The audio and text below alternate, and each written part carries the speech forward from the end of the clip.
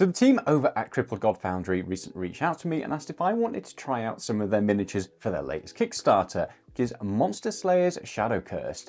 And they looked adequately monstrous, so I figured I'd say yes. So they sent me over a whole bunch of these miniatures, and I'll be painting these up as I ramble on about what their Kickstarter is all about. And there's a whole bunch of different things that are all varied in everything else. Now, the campaign itself is basically a collection of dark fantasy miniatures, props, scenery pieces, a 5e adventure as well to go with it. And if you don't have a 3D printer, they're also doing a whole bunch of physical miniatures that you can get your hands on as well. Now, I was really interested by their physical miniatures, and I don't know what it is about it. I don't know if it's just because I'm a little bit hooked on the hobby or what, but recently getting to try out 3D printed miniatures that have been printed by professionals, the likes of Only Games, for example, and just all these other ones that use this like really nice industry standard resin. I just find it quite fascinating. These are really, really nice, robust and clean miniatures. They looked perfect. There was no cleanup required at all on these. And the great thing is all the weapons and spindly bits and stuff like that, they're really flexible as well. So if you've got any worries about like brittle resin, well, these didn't have them, at least the ones that I got anyway. So as you can see from the miniatures that I've got up on screen here, there's a whole range of different things really. You've got really nice, monstrous looking beasties. I absolutely love this guy on stilts. It looks so weird. It's like a scarecrow on stilts that looks really, really menacing. I just have this mental image of running through cornfield, as I do on an evening, you know, just for giggles, and getting chased by this thing, and you can always see it because it's on stilts and it is absolutely coming after you. There's this weird little, I don't know, monk skeleton baby creature, which is weird. This like flaming unicorn horse thing as well. And then this big old knight. I really like these. They're very varied. They're very creepy and they're just like horrendous looking. And one thing that I really like about this campaign is there's a lot of stuff here. So if you're not that bothered, I guess, about having a 5e adventure or monsters and stuff like that, there's loads of stuff that you could use in other things. They've got like these big old giants, for example, which, you know, I'll pop up on screen as well, which you could use something like Age of Sigmar, Warhammer Old World.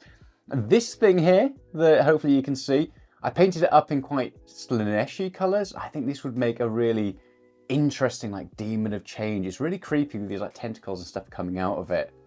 And I really like it.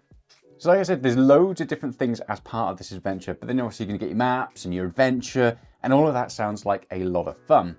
Now, with regards to painting these, I kept them all really simple. So for like this like Slaneshi demon thing and for the flamey horse, I wanted to go for like spectral type colours.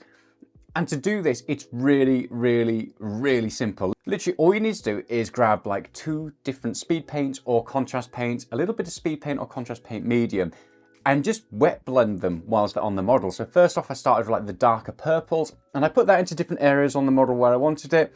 And then I grabbed some like the lighter bits as well, some of the lighter colors. So for this, it was quite a light, vibrant, bluey green. And then you just slowly mix it and you drag it out to the edge. And because it's still wet, because you're using quite a bit of medium with this, you can just mess around with the model and just add different colors to different places and then blend it. So you don't necessarily need an airbrush. It adds just quite a nice spectral look to it because you've got this weird flowy type thing. It also works really well on like reptile wings and stuff like that. So just a nice little painting technique there. I wanted to then give them these like flamey lava bases for a lot of them because I thought it would contrast quite nicely. And for this again, this is done without using an airbrush, literally using the contrast paint Magma Drop Flame, I think it is, the really bright, vibrant orange, sloshing that all over the bases, and then just going back in there and dry brushing with black over like the tops of the rocks and stuff like that. And then getting the other contrast paint yellow, I think it's the Bad Moon yellow, and then just dropping that in and not thinning it down or anything around like the bottom of the rock, so it gives it a really nice like hot glow underneath it. Again, very simple, very easy to do. And it made these miniatures, in my opinion at least, pop. And I dry brushed like around the legs with some of that orange as well. It seemed to come out quite nicely. So yeah, if you like the look of these miniatures, head on over to their Kickstarter campaign. I'll have it all linked down below as well, so you've got that there. That's it, there's gonna be loads of different tiers available for people. If you don't have a 3D printer, you can get the physical miniatures printed and sent out to you. Also, they're gonna have all the 5e campaigns as well, so if you're into all your D&D, then you've got that. And then you'll be able to 3D print these as well. So if you've got a 3D printer, they're gonna have different terrain, props, and of course, all of these awesome looking miniatures. Thanks so much to Crippled God Foundry for sending these out. They have been a delight to paint. They are detailed enough without being over detailed. They don't have like unnecessary bits on there. They were really nice and simple and easy to paint. I got them all painted up like in the first day I received them. And they only took about, I don't know, I can't even remember off the top of my head. It was around about 4 or 5 hours to get the whole set done. Because like I said, they're simple, but they look really nice and they're beautifully sculpted. I was going to say lovelily sculpted, but that's not a word. So thanks for watching this video.